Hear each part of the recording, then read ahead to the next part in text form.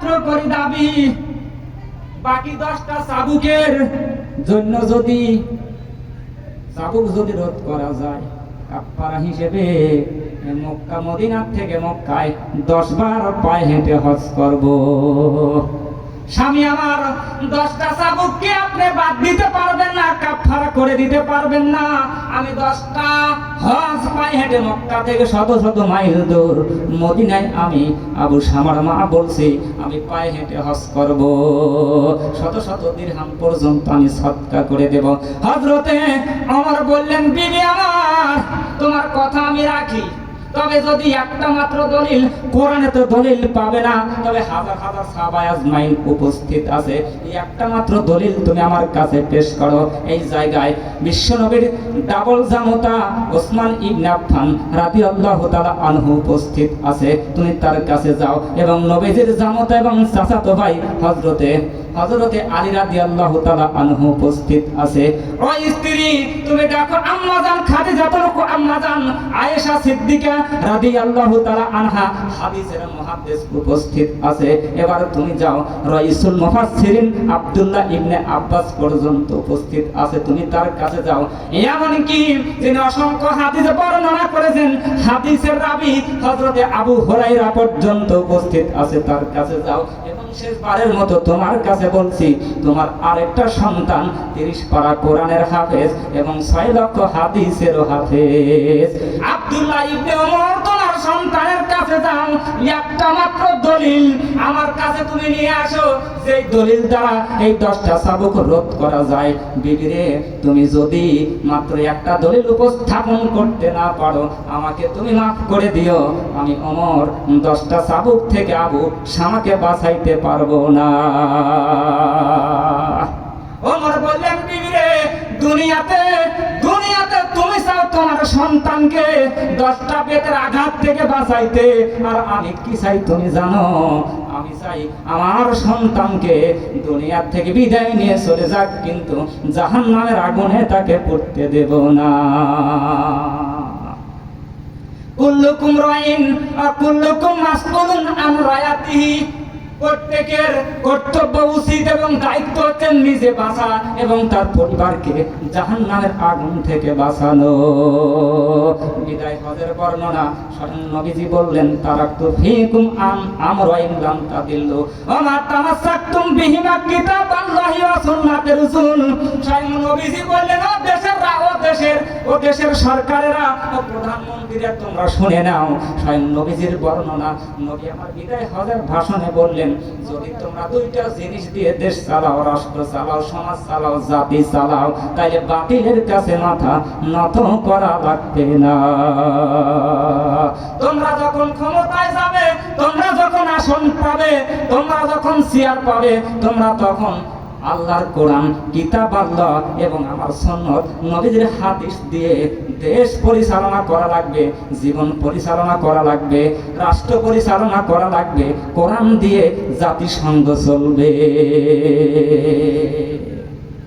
ইন্নাকা লাতাহদি মান আহবাবতা ওয়ালাকিন্নাল্লাহা ইয়াহদি মাইয়া ওয়া হুয়া আলামু বিল মুহতাদিন। সূরা কসসের 56 নম্বর আয়াত যখন নাযিল হয়েছে, ওই জায়গায় হাদিসের রাবী হযরত আবু হুরায়রা উপস্থিত ছিলেন। সাহাবায়ে আজমাইনদের কাছে এসে বললেন নবীর সাহাবীরা আনন্দ করতেছেন, আবু হুরায়রা আনন্দে আত্মহারা উল্লাস করতেছেন।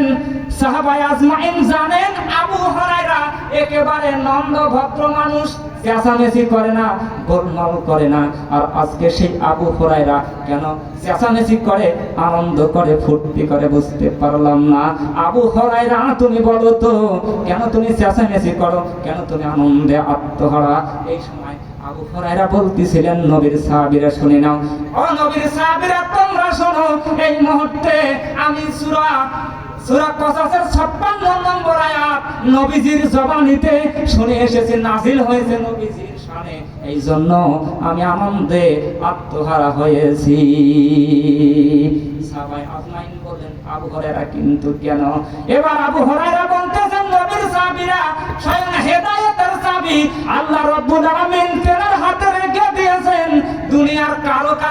হেদায়েতের চাবি দেন নাই, এমনকি নবীজির হাতে হেদায়েতের চাবিও পর্যন্ত দেন নাই। সাহাবায়ে আজমাইন বলতেছেন, আবু হুরায়রা কিন্তু কেন আনন্দ করতে চাও?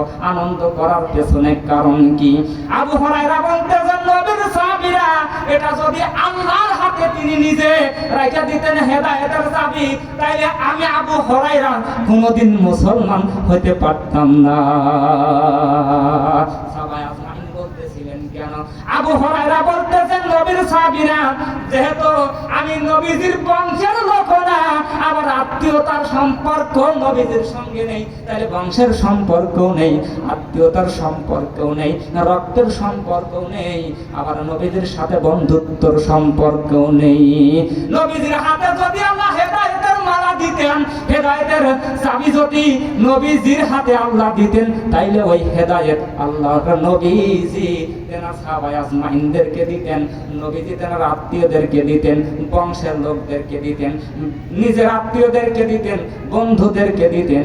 যেটা আমি আবু হুরায়রা এ পৃষ্ঠায় পড়ি না, আমি আবু হুরায়রা পর্যন্ত হেদায়েত আসতো না। এই জন্যই তো সারা পৃথিবীতে কোরআনের মাহফিল হয়। হেদায়েত যার নসিবে আল্লাহ রেখেছেন, আল্লাহু আলামু বিল মুহতাদিন, আল্লাহ রাব্বুল আলামিন যাকে হেদায়েত দেন ওই ব্যক্তি মাত্র হেদায়েত পেয়েছে। আর আল্লাহ যাকে হেদায়েত থেকে দূরীভূত করেছে, আল্লাহ যারে হেদায়েত দেন নাই, নবীজির কাছে থাকার পরেও হেদায়েত পায় নাই। তার বাস্তব প্রমাণ বিশ্ব নবীর আপন চাচা নাম তার আবু তালিব হেদায়েত পেয়েছে না পায় নাই? হেদায়েত একেবারে কাছে থাকার পরেও কোলে কাকে করে আল্লাহর নবীজিকে বড় করেছিলেন এই আবু তালিব। আরেকজন নবীজির আপন চাচা, তার নাম আবু লাহাব। এই দুইজনের পেছনে আবু শব্দটা আছে না না? হেদায়েত পায় না একেবারে আপন চাচা হওয়ার পরেও, কারণ হেদায়েতের চাবি বলুন তো কার হাতে?